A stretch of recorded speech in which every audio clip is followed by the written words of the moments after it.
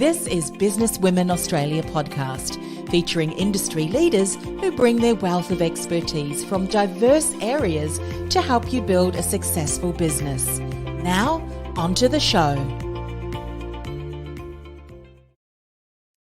And welcome to another episode of Business Women Australia podcast. I'm your host, Anne-Marie Cross. Now, my guest today says success is what happens when preparation meets knowledge. And joining me on today's show is Dr. Sacha Fulton. Now, Sacha is an accredited sports scientist, preparation specialist for athletes and advisor to high-performing business teams and executives. She holds a PhD with the Australian Institute of Sport, and she has helped prepare numerous Olympic teams. She's also worked at the WA Institute of Sport, assisting the athletic improvement of Olympic and aspiring Olympic hopefuls. Now, she is passionate about helping ambitious people to unlock their potential and reach their goals. She is a surf lifesaver, a keen athlete, and an adventure enthusiast, having hiked to Mt Everest base camp and completed 1,700 kilometres on foot over 62 days of Camino de Santiago. Now, on today's show, Sacha is going to share lessons from the field of sports science to improve business and organizational team performance. She's going to talk about the science underlying high performance strategies, as well as the practical lessons learned that can be translated to business management, as well as the characteristics of high performing teams and individuals. Welcome, Sacha. Good morning. Thank you. You must be very busy at the moment. We've got a lot of information and lots of exciting things happening in the world of the Olympic sports. Tell me, have you always been interested? It sounds from that introduction that even as a young child, you were always fascinated and involved with sports. Is that a correct assumption?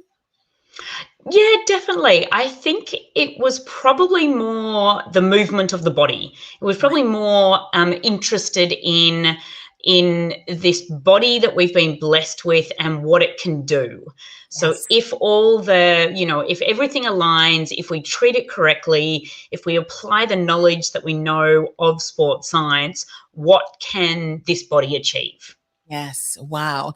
And, speaking about the Olympics, of course, one of the things that we know when we get to that level, when the sporting individual gets to that level, there's certain things that you can do that just allows the body to operate at maximum. And I love the way that you are now bringing what you've learned in that particular area and transitioning that to business and teams and performance. What happened there? Was that something that you naturally saw, or did you just start using some of the principles within the business space? How did that occur? I think it was probably a little bit of a light bulb moment, to be honest. And it occurred on the Camino. So I sort of left when I got made redundant from the Western Australian Institute of Sport in 2018. And I went on this sort of soul-searching journey across Europe. And I think there was a moment where I sort of realised that I didn't need to be perfect every day. I just needed to get up in the morning, put my shoes on, follow the signs, and I'd reach my destination. So I think there was a bit of a moment there that went, well, all of these strategies that we help coach our Olympic athletes in, why can't we transfer these to other aspects? Why can't I prepare a school student for their exams the same way I'd prepare an Olympic athlete for competition? Why can't I help coach businesses and organizations to improve performance the same way that I'd prepare an Olympic athlete for competition? Yeah. Wow. And of course, we're going to talk about some of those lessons in a moment. But before we do that, can I ask, there's obviously practical things that we can do. Obviously in sport, there is things to do practically with the body and whatever that sport that you're in. A lot has to do with mindset too, I would imagine. Both are important. Yes? Absolutely. And I think athletes almost have this distinct advantage to use their minds, where it's not such a given space when you walk into an office and your performance is kind of behind a computer, if you Yes. like. The achievements and the outcomes are essentially the same. We're still trying to achieve the same thing. But the athlete has to, they've got to overcome things such as performing on the world stage. So knowing that when they're competing, potentially if it's the Olympic stage, they've got millions of people worldwide that are watching their performance. So I think that, the mindset and it's, we know now it's not enough just to prepare the body to compete at the very highest level. And essentially, when we reach an Olympic final, so you've got, 8 of the world's top sprinters in that 100-meter race.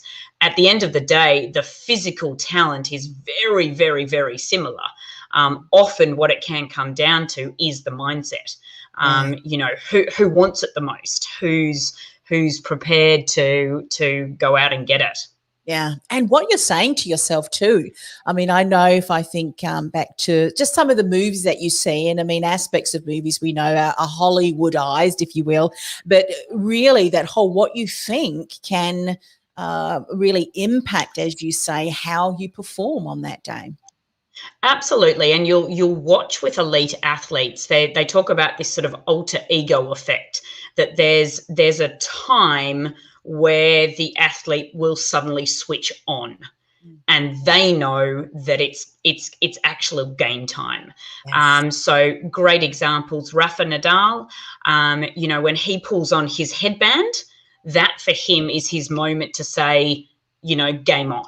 This is ready to go. Usain Bolt, at the start of the 100 meters, you'll often, you'll watch him, he'll bring a finger up to his lips to silence the crowd.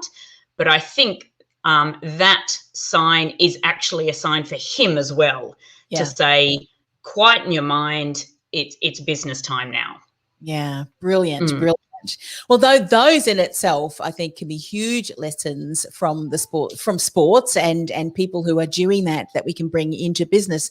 And as you've said, we don't really think about that so much in business yet. I think moving forward from what's happened in the world, around the globe, we need to be much more mindful around what are we bringing with us into the workplace, into meetings and boardrooms when it comes to what we're thinking. And as we know, our thinking is impacted by emotions. All of that's so important. Not often something that we talk about, but I think moving forward, very, very important. What are some things that we can be mindful of to help us improve business and organizational team performance, Sacha? Absolutely, absolutely. So, I mean, a couple of things that come to mind. And again, the elite athlete almost has this, they've got the greatest excuse, if you like, to be super prepared. No one, when it comes to sleep, say, if we talk about sleep now, we're constantly telling athletes or encouraging athletes and the wider community to get a minimum of 8 hours sleep per night. And if you like, everyone knows how hard an athlete works. And so there's sort of every excuse for the athlete to get that solid 8 hours. Whereas I don't know that happens so much in business, with people actually getting the amount of sleep they need. And then when you're coming into a boardroom, when you're having to make critical decisions about team productivity or, the next strategic sales move, sleep can be a really defining factor on your clarity of thought, how you interact with people around you, and how you're getting the best out of yourself.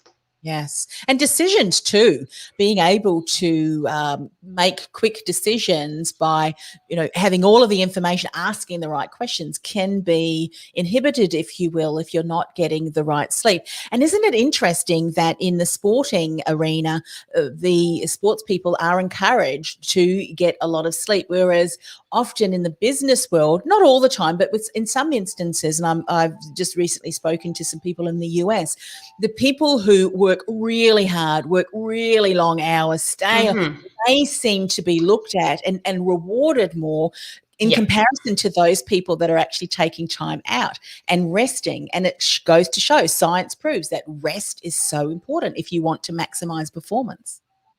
Absolutely. And I want to say there's potentially a changing culture in the business world now. I think with the younger generation coming in who are much more about balance and about life, not just about business. And so I think we are naturally seeing kind of a change there where it's okay to leave on time. You know, it's not, you're not going to get a brownie point for staying at work for an extra 2 hours, or going into work on a Sunday and negating time with family. You know, I think it is becoming more acceptable, but there's definitely, you know, for our elite athletes, we sort of okay it even more so.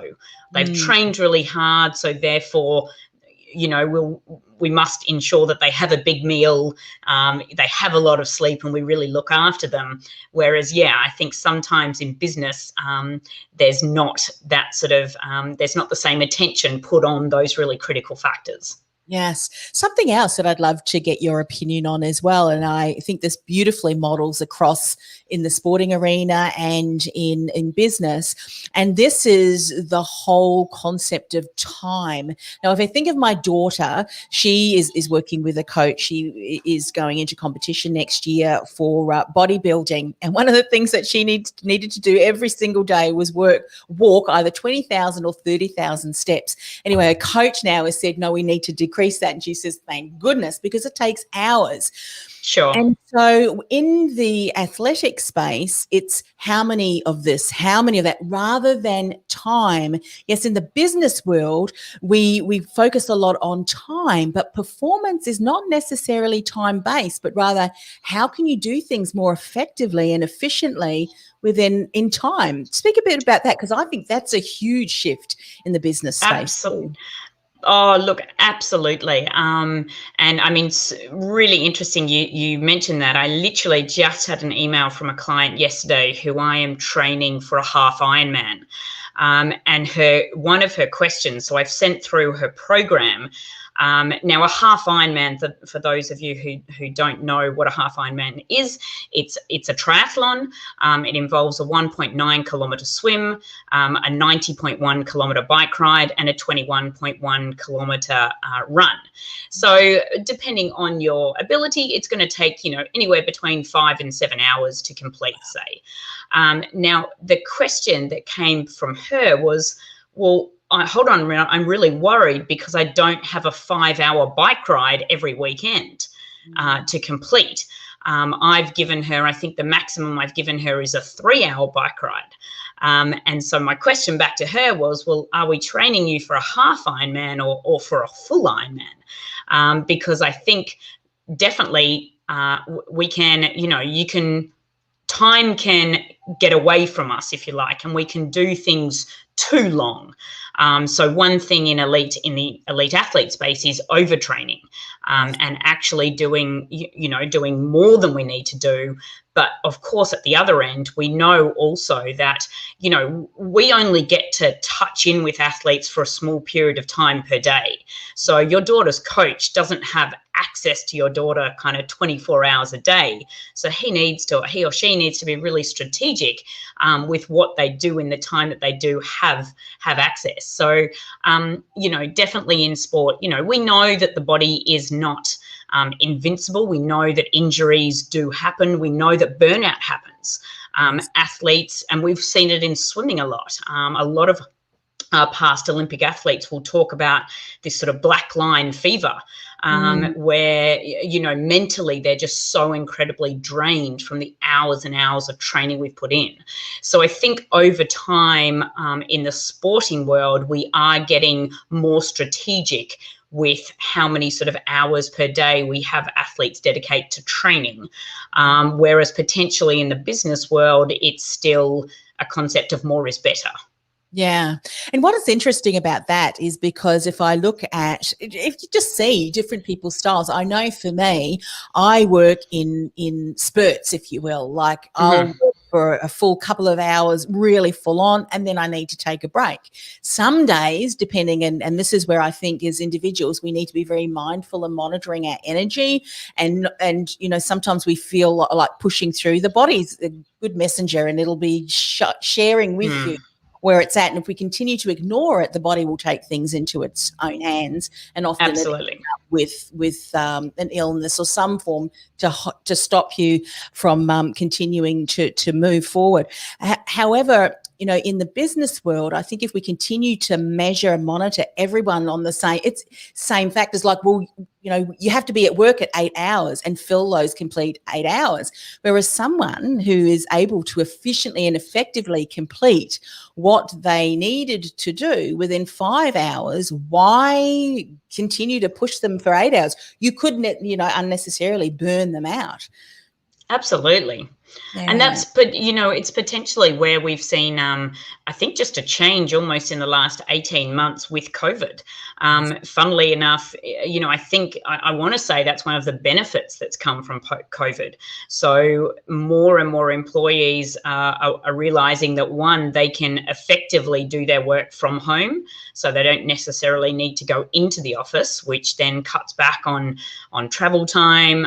It sort of cuts back on all those chats around the coffee machine or the water fountain, and I think there probably is a realization that, number one, you can be just if you're efficient, if you're fresh, if you're energized, if your if your nutrition has been looked after, if you're well hydrated, if you've had a lot of sleep. If you've been exercising, you've got more energy, and you can be just as effective in that 5 hour space that you might have been in an 8 hour space. And if anything, yourself being at home, you get to work sort of hard and efficiently for a couple of hours. And then when the camera is turned off, you can really kind of relax and just be you. You can put your Ugg boots on, or you can, there's a classic, there's been a sort of a classic pictures on social media and things of seeing, the executive director sitting in his suit, but actually underneath he's wearing his boxer shorts and his slippers because he hasn't, he's just put the top half on for the Zoom meeting. Absolutely. And it's interesting that you should say that, because how many people realised that spending an hour, and in some instances an hour and a half, fighting traffic just to get to work can really deplete your energy, can't it? And so because that no longer has been an issue for some people, whereas their commute to work and passing traffic may have been, their child going up the stairs while they're going down the stairs, and then they're pretty much at work working, can realise, my goodness, I actually feel a lot more fresh than. So, yeah, I can definitely some benefits, incredible benefits in that area too. And it's wonderful to see that there's a change in the guard, if you will, that people are starting to see. Well, this is something that we need to be mindful of, because moving forward, as you said, a lot more people are far more looking out for that work-life balance, because they know that it's going to impact how they show up. Let's talk a little bit about some of the things that we need to be mindful of when it comes to business management. What are some of the practical lessons as leaders when it comes to really maximising how we're leading a team that maybe we can borrow from what some of these Olympic athletes and what you've been doing with them, that we can translate into the business world? Sure. Funnily enough, I thought about this the other day, and I thought about when we see photographs of elite athletes, on the whole, we tend to see them. There's 3 different scienarios that we'll see the elite athlete in. So we either see them during an event where some adversity has happened. They've fallen off the horse, they've crashed the bike, they've had a particularly nasty tackle and they've done an ACL. And so you're seeing these, photos of sort of adversity. Yes. Then you've got moments of success. So we're very good at capturing moments of success. So the fist pump, at the end of the race, or standing atop of the medal dais. And then 3, I think we see these really beautiful moments of pride And I think we've seen that a lot. Just so our team for Tokyo, which is finally going ahead, athletes are starting to be officially qualified. And I don't know if you've seen on social media, but they've created an airline ticket. So it's just a standard boarding pass for a plane, but you're going to the Olympic Games with the athlete's name on it. And I think, so we're seeing a lot of photos of the athlete wearing the green and gold tracksuit. They've got a flag. There's the Australian flag nearby with the emblem, and they've got this ticket with their name on it going to the Olympic Games. So I think there's a few things in there, and I mean, we can unpack all three of them or one of them, but one of those in particular, I think, is that celebrating success. And I think athletes have a really unique opportunity to celebrate success, one, on a regular basis, and two, in its immediacy.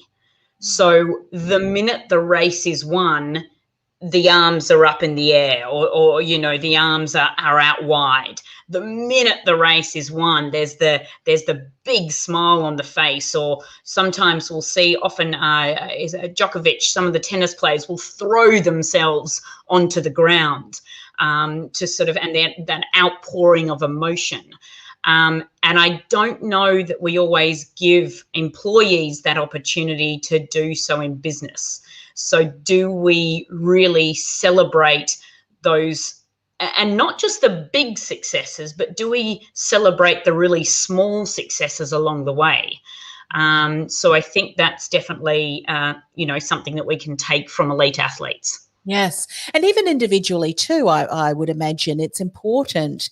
And I'm sure, the athletes are encouraged, even during training, if they're able to push past their best time. All of those little things are actually milestones, aren't they? And often as business, we will go from one project to another without congratulating or taking time to acknowledge. And I think it's important to do for other team members, but also for yourself too, because to rush from one project to another, and often we do that, don't we? We're not acknowledging, yes, hey, this is what I've done. That's good. We're on the right track. I think it's important. Yeah, well, look, we know that, I mean, from a scientific perspective, there is a release of chemicals in the brain. So when we've achieved something that makes us feel good, there's a release of dopamine. And it's been, well proved that if we can acknowledge that, we get a greater release. And once you've had that release, it feels really good, so you kind of want more of it. So then you're more likely to start behaving in a way that is going to, release that chemical again, if you like. Yeah. Something that I do want to talk, I was going to ask you, I would love to touch on, well, what happens in the moments where something does happen, because there's often disappointment in ourselves as well. But in the athletic world, you have that whole area of other people weighing into things from the media. And in some instances, you have to learn to switch off. I'm sure that's an area that a lot of those athletes are supported in. The reason I want to talk a little bit more about that in the business sense as well is, yes, it's great to celebrate and really, high five for the achievements. And it's also important to again acknowledge the areas where we may have failed, but not look at it as a real it's an opportunity for growth, if you will. And then the criticism too, how do we manage that or get to a point where we don't allow that to impact our identity, what we think about, and how we move forward? I'd love you to share some insights on that. Sure. I think, look, again, there's no Olympic athlete or professional athlete on this planet that does it all themselves. Mm. There's a huge team, a support network behind them. So there's the whole band of physical therapies sort of holding the athlete together in terms of, the massage therapist and the sports medicine doctor and the psychologist and the nutritionist and the strength and conditioning coach, as well as you've got, there are teammates. So even if you're competing in an individual sport, often that's part of a team. So there are other players. You've got the coaches, you've got the managers, you've got the support staff. So there really is, there's a huge band of people behind you, and you've got, I guess you've got the opportunity then to excel in all of these areas. So the nutritionist is constantly working on you to make sure that when you go into an event, you've got maximal energy levels. And when you recover from an event, you're recovering as fast as possible by eating foods that are going to kind of induce recovery. Your coach will make sure that they've tapered you correctly for the event. So when you're coming into, again, I sort of possibly get the sense that in business, in the lead up to a big event, potentially businesses just work harder and harder and harder, whereas we can't do that with an athlete. There's what we call a taper, where we keep the intensity high, but we drop the volume off. So if you like, it would be the number of work hours per day gets less, so the athlete can be as fresh as possible for the big event. I'm not sure that always happens in business. Yeah, and it doesn't if you think of the incredible support team behind an Olympic athlete or an athlete that's really performing at that high level. Businesses, I mean, I'm sure you would talk to a business owner who is maybe constantly going from meeting to meeting, who's constantly thinking, they're constantly having to make these high level decisions that's going to impact not only team across the board, but many millions of dollars often, or even if it's a smaller budget. There's a high expectation. And if we're thinking to ourselves, well, what support am I getting? Am I looking after myself nutritionally? Do I know what foods are going to really help me maximize my output?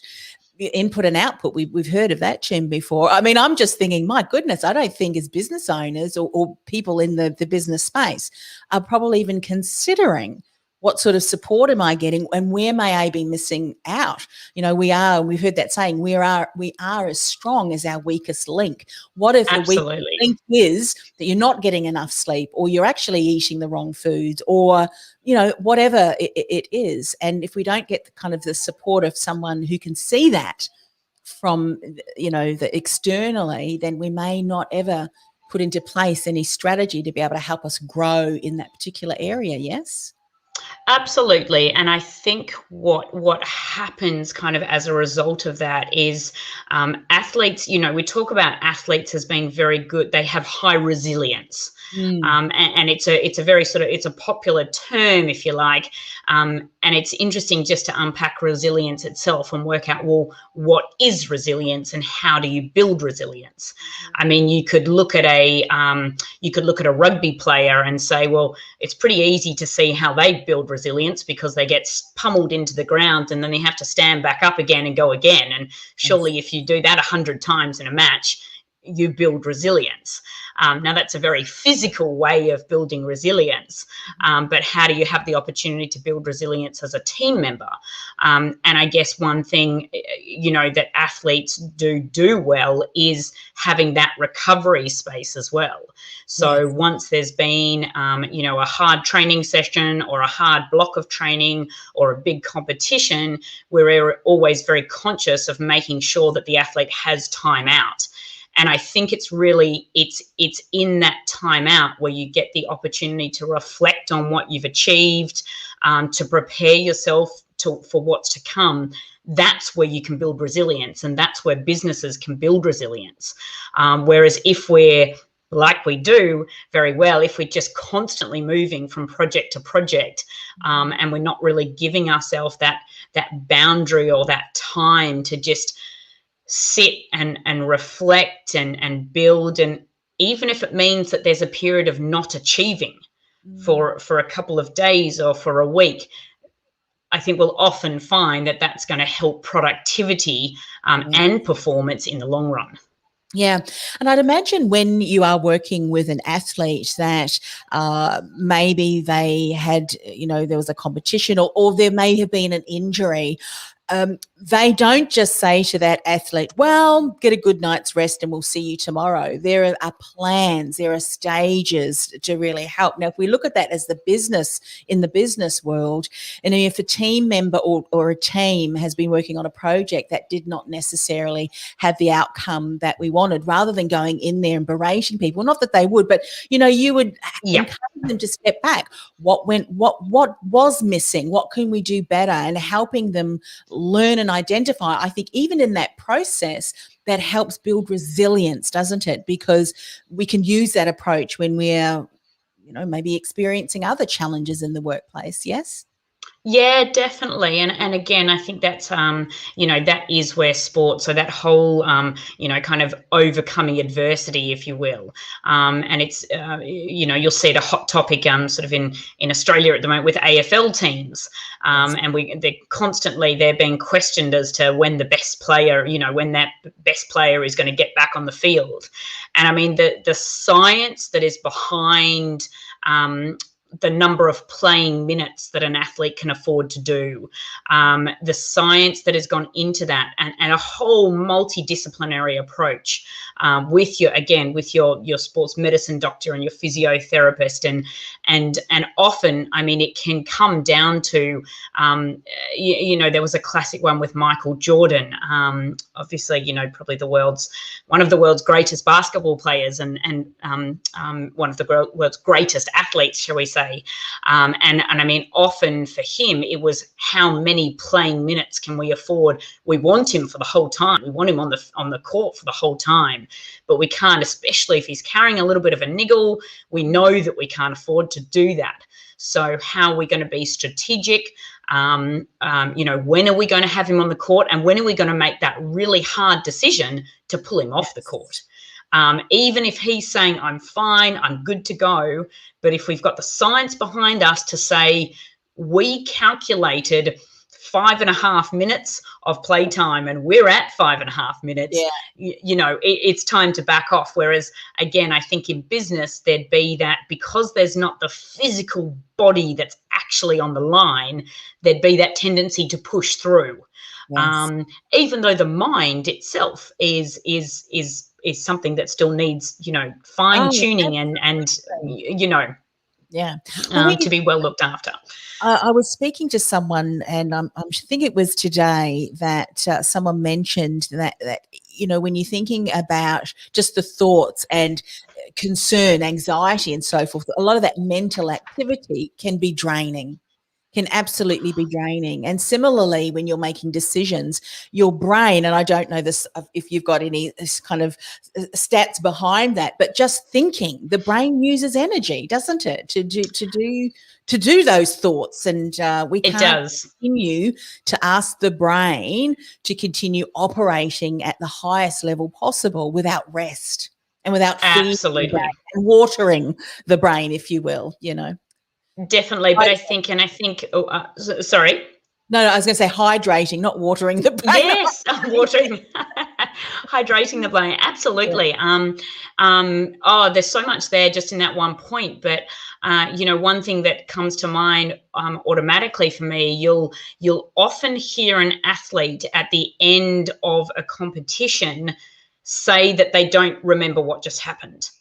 I'm thinking specifically of Kate Campbell, our Olympic swimmer. Now, she broke the world record. She's broken the world record in the 100-meter freestyle on a few different occasions. But this one particular race, her first response was, wow, I can't believe I just did that. I can't really remember the race. Lauren Mitchell, world champion on floor, women's artistic gymnastics, who I had the honor of working with for a number of years. She would often say, I barely remember my routine. And it's so ingrained. They've practiced it over and over and over again that it's incredibly automatic. And I think sometimes, so you could take a world record as just being broken, but there's barely any mental output that's happened, because for the body, for the mind, it's just another day in the office, if you like. It's just what I've been trained to do. And sure, the stars have aligned and everything's come together and the preparation has been absolutely perfect. But there is that that moment where everything has come together to such a degree that they barely remember what has just happened. And especially now, so the swimming trials have sort of literally just finished for the Australian Olympic swim team. And whilst Tokyo is literally around the corner, those athletes will have a small amount of time off. It won't be long. It will probably only be a couple of days. But after such a huge emotional high of making Olympic Games, not just the physical taxation on the body, but the mental as well, then, we know that they need that small amount of time out before we can ask of them again, if you like. Yes. Well, luckily, and this is being a bit sarcastic and humorous at the same time, they'll be able to rest when they're in the quarantine queue or coming through that. Oh, goodness. And that's a whole other pressure as well, but I'm sure they would have been prepared for that. I know that we're just about at the end of our conversation. I've loved speaking with you today, and I know we've only just scratched the surface, but I'm certain have piqued the interest of people. So I will in a moment, Sacha, get you to share how people can find out more. But when we're talking about the characteristics of high-performing teams and individuals, let's just list, what would you say are the top three, if you can narrow this down to the top three characteristics of a high-performing team that as leaders we should be looking at really instilling and building in our teams? Yeah, I think you can. I think you can categorize this into sort of three categories, and I've put 4 points under each category. Yes. So I think there's first category would be considered building.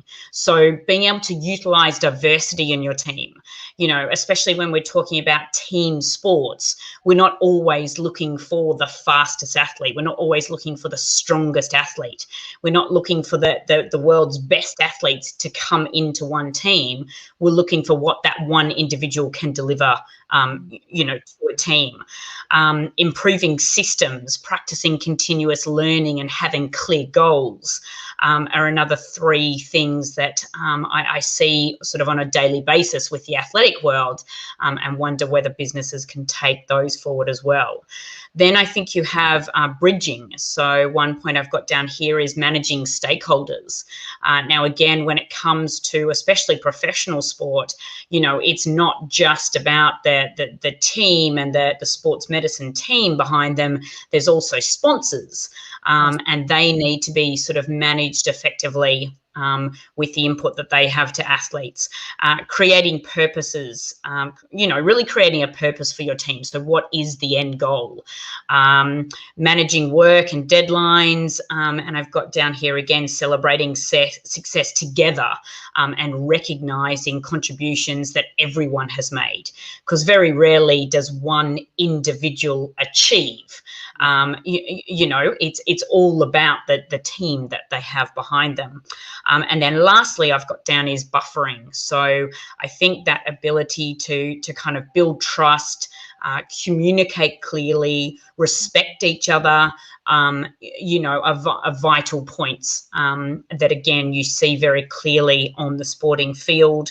Share leadership, being agile, and having those very defined roles and responsibilities. I'll tell you a super quick story, the one that just springs to mind, which actually doesn't come from the sporting sense at all, but it was President Obama visited NASA, the space station. This is a true story. And he came across a cleaner, and she was carrying a mop and she had a bucket, so she was clearly a cleaner. And he asked her, "What do you do here? What is your role?" And she said, "I'm here to send a man to the moon." And I thought that was just brilliant, as a nice way of summarizing that thought.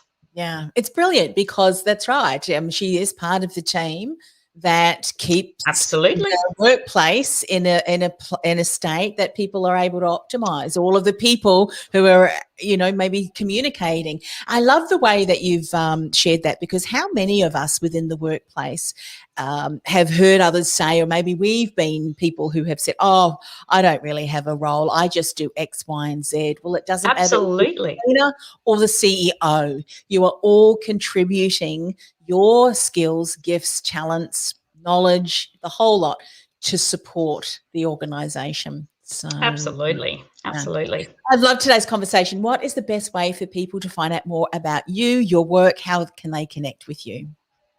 Sure. Well, I've got a webinar coming up in a couple of weeks with Lynn Hawkins from BWA. So that will be up on the Business Women Australia sort of Facebook page and website.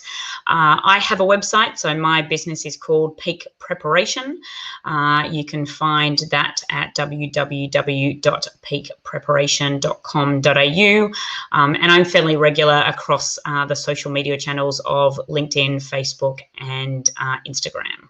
Fantastic. Well, thank you so much for coming on the show and giving us just a snapshot into what your world was like working with athletes at the high level, Olympic level, and how we can really embrace and bring some of those principles and strategies that you used with them to support them and maximising their performance in what they did into the workplace. And look forward to learning more as we continue to follow you across the socials. Thanks so much again for coming on the show. Thanks, Anne-Marie. Thank you. You've been listening to Business Women Australia podcast. Want to become part of a dynamic collective of women who are passionate about business success and personal growth? Go to businesswomenaustralia.com.au/membership to apply. That's businesswomenaustralia.com.au/membership.